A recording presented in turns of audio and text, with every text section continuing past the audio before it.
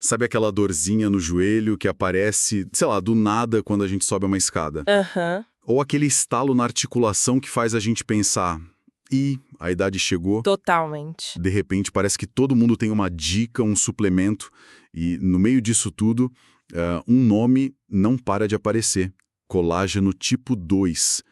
É um nome que está em toda parte, sabe? E o mais interessante é o debate que ele gera. As fontes que a gente analisou para hoje são a prova disso. É um verdadeiro cabo de guerra, então. Exatamente. De um lado você tem material de fabricante, com infográficos lindos, explicando um mecanismo biológico assim super elegante.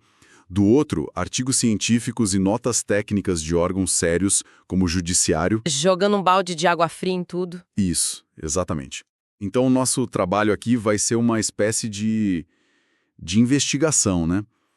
Tentar separar o que é uma teoria biológica fascinante do que realmente funciona na prática. Aham. A gente vai mergulhar nesse universo para entender o que é esse tal de colágeno tipo 2, como ele supostamente age no corpo e, no fim, a ciência diz que ele funciona ou é só marketing. É isso. E a jornada é curiosa, ela começa com uma molécula interagindo com as defesas do nosso intestino e termina com a pergunta que todo mundo quer saber. Isso vai mesmo aliviar a dor no meu joelho no dia a dia? Exatamente. Ok, vamos começar pelo básico do básico, então. A gente ouve falar muito de colágeno para pele, para o cabelo. O que é o colágeno em geral? E por que o tipo 2 virou o astro das articulações? Olha, o que eu acho incrível é a escala disso. O colágeno é, de longe, a proteína mais comum no nosso corpo. Pense que, tipo, 1/3 de toda a proteína que a gente tem é colágeno. 1/3. É muita coisa. É o que dá estrutura para quase tudo. Existem dezenas de tipos, mas os mais famosos são o tipo 1, que é o principal da pele e dos ossos, e o nosso foco de hoje, o tipo 2. Esse é o componente principal da cartilagem. A cartilagem. É, literalmente, a almofada que impede um osso de raspar no outro nas nossas juntas. Entendi. Em quase todo o material que eu vejo sobre isso aparece um termo que soa super técnico: não desnaturado. Eu vejo na farmácia aqueles potes gigantes de colágeno em pó, o hidrolisado, Aham. e do lado umas caixinhas minúsculas com cápsulas de colágeno tipo 2 não desnaturado. Qual é a lógica por trás dessa diferença, assim, brutal de tamanho e nome? Brado em pedacinhos bem pequenos, os peptídeos, para que o corpo absorva mais fácil. Ah, ok. A ideia aí é fornecer matéria-prima. É um suplemento de tijolos para o corpo usar onde ele estiver precisando.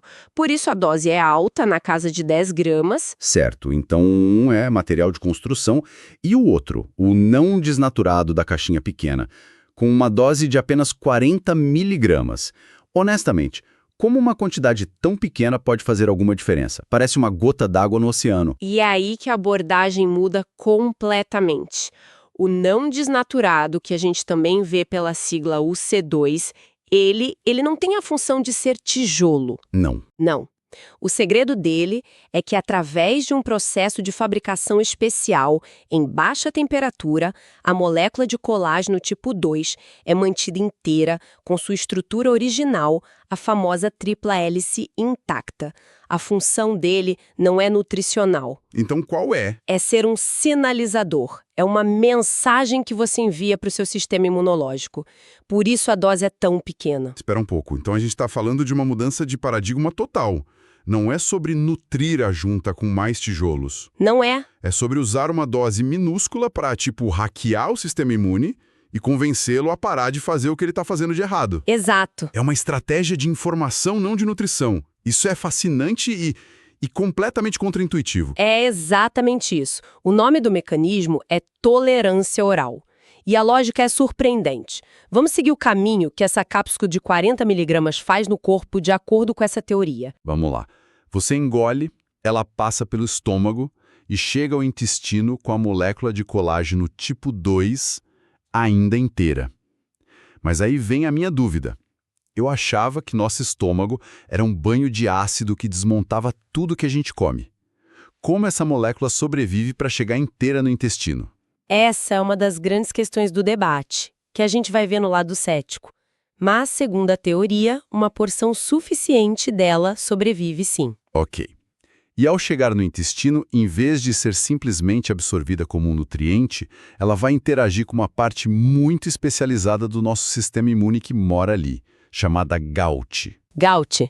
Lembra um pouco disso das aulas de biologia. É como se fosse a polícia de fronteira do nosso corpo, certo? Verificando tudo que entra pelo intestino. É a analogia perfeita. O GALT é um centro de vigilância e treinamento imunológico gigantesco.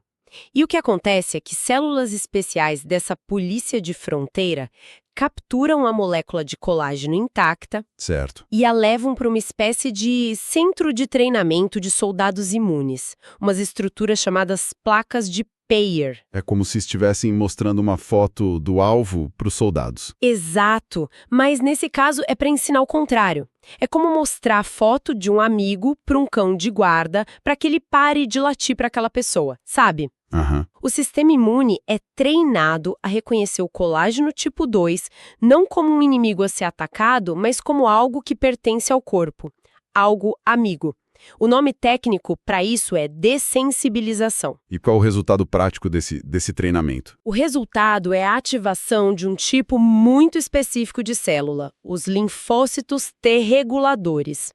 Pense neles como os diplomatas do sistema imunológico. Os diplomatas. Isso. A função deles é acalmar as coisas, evitar reações exageradas. Esses diplomatas, então, saem do intestino, entram na corrente sanguínea e viajam até as articulações. E lá eles chegam com uma bandeira branca. Isso. Eles chegam nas articulações e começam a liberar substâncias anti-inflamatórias. Eles basicamente dizem para as outras células de defesa: ei, pessoal, calma, esse colágeno aqui é dos nossos, parem de atacar. Entendi. A ideia é quebrar um ciclo vicioso que acontece na osteoartrite, onde o sistema imune, por engano, ataca fragmentos da própria cartilagem, o que gera mais inflamação, mais dor e mais destruição. Olha, essa teoria é biologicamente linda. Parece fazer todo sentido no papel. Mas a gente sabe que no corpo humano a prática é outra história. Será que essa elegância toda se traduz em menos dor no joelho de alguém no mundo real? O que os testes em pessoas mostraram? É a pergunta fundamental. E sim, existem estudos clínicos que buscaram responder a isso. Um dos mais citados, focado em pacientes com osteoartrite de joelho, fez uma comparação direta. Comparou com o quê? Um grupo tomou os 40 mg de UC2 e outro grupo tomou a combinação mais tradicional de 1.500 mg de glucosamina e 1.200 de condroitina. Ah, a famosa dupla glucosamina e condroitina, que também tem seu próprio debate, né? E qual foi o resultado? Segundo os dados publicados, o resultado foi bem expressivo.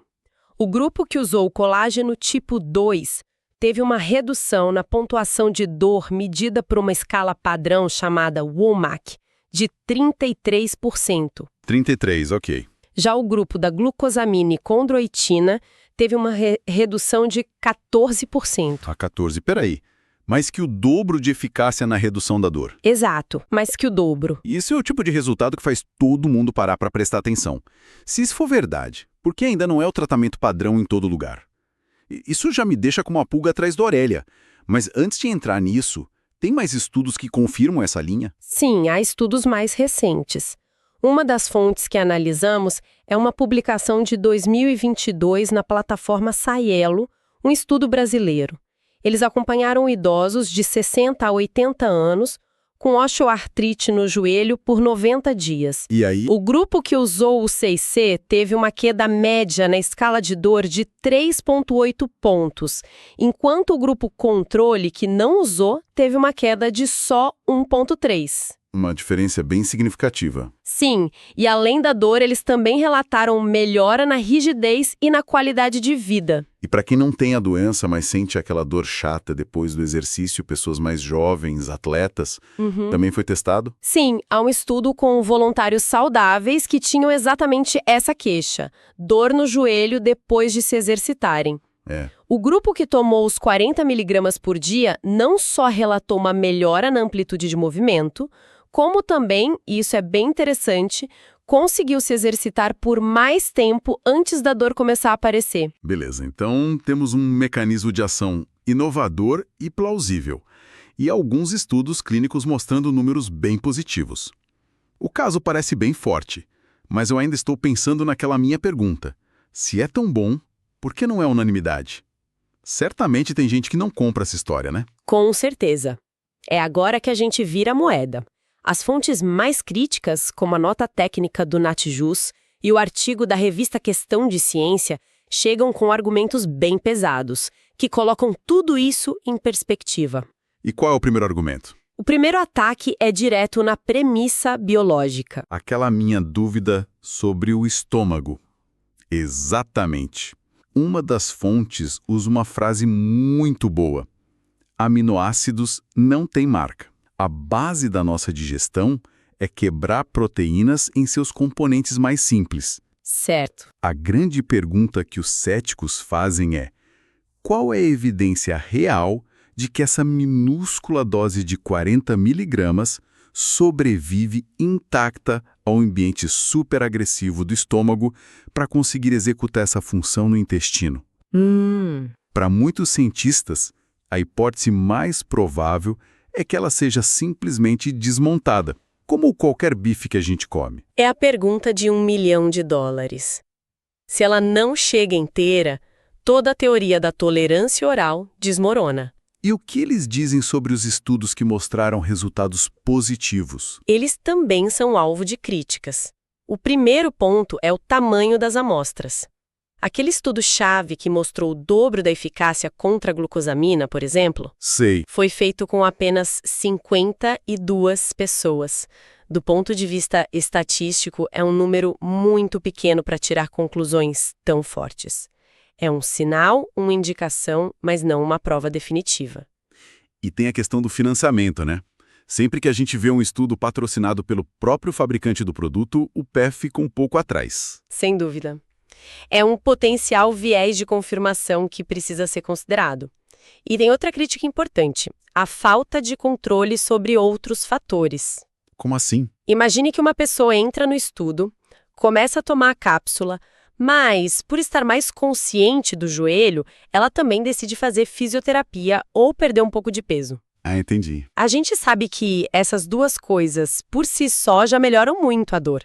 Fica muito difícil isolar e dizer que a melhora foi exclusivamente por causa do suplemento. Faz todo sentido. Fica difícil saber se foi a pílula ou se foi a pessoa que, no geral, começou a se cuidar mais. Mas talvez o argumento mais forte do lado cético venha das grandes instituições médicas, não? E esse é o golpe mais duro na teoria. Uma das fontes é uma nota técnica do Natjuz, que é o Núcleo de Apoio Técnico ao Judiciário. E o que eles fazem? Eles analisam evidências científicas para ajudar juízes a decidir se o SUS deve ou não fornecer um tratamento. E a conclusão deles sobre o colágeno tipo 2 foi direta. As evidências atuais são insuficientes para justificar o fornecimento. Nossa, vindo de um órgão com essa responsabilidade, é uma afirmação muito forte. E não para por aí. As diretrizes de 2019 do Colégio Americano de Reumatologia, que é uma das maiores referências do mundo, são um documento extenso com todas as terapias recomendadas e não recomendadas. O colágeno tipo 2 sequer é mencionado. Nem mencionado, para eles, a evidência não é forte o suficiente nem para entrar na discussão. E a Sociedade Brasileira de Reumatologia, desde 2016, já se posicionava publicamente apontando a falta de comprovação científica robusta. Isso coloca os estudos que a gente viu em uma perspectiva bem diferente. Então o que temos é um dilema clássico da ciência, né? De um lado, uma teoria inovadora, com alguns estudos menores mostrando resultados promissores, que animam pacientes e fabricantes.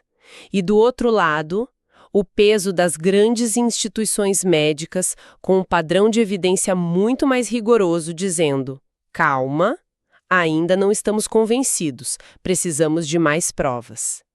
É a definição perfeita de um campo onde a ciência ainda não chegou a um consenso. Então, fazendo um balanço de tudo que a gente discutiu, o colágeno tipo 2 não desnaturado não se propõe a ser um tijolo para reconstruir a junta, mas sim um sinalizador para o sistema imune. Uma tentativa de usar a tolerância oral para diminuir a inflamação que causa dor. Certo. Vimos que existem estudos que apoiam essa ideia, com números que sugerem melhora. Mas também vimos que o debate científico está fervendo, com dúvidas importantes sobre o mecanismo, a qualidade dos estudos E principalmente com as maiores sociedades de reumatologia do mundo ainda não recomendando seu uso. Exatamente. Isso nos leva a uma reflexão final, que vai além do colágeno. O conflito aqui é entre uma evidência que está surgindo para um mecanismo novo Certo. e o padrão altíssimo de prova exigido pelas diretrizes médicas consolidadas, que são baseadas em anos de estudos com milhares de pessoas. É uma questão que vale para muitas áreas da saúde hoje em dia, sim. E levanta uma pergunta importante para quem está buscando alívio para uma dor crônica. Em que ponto uma evidência promissora que vem desses estudos menores se torna convincente o suficiente para uma tentativa pessoal, mesmo sabendo que ainda não tem o selo de aprovação da comunidade médica global? É um cálculo difícil de fazer. Como uma pessoa pode individualmente pesar o benefício potencial de talvez sentir menos dor contra o custo financeiro do suplemento e a incerteza científica que ainda existe? É uma decisão complexa e muito pessoal.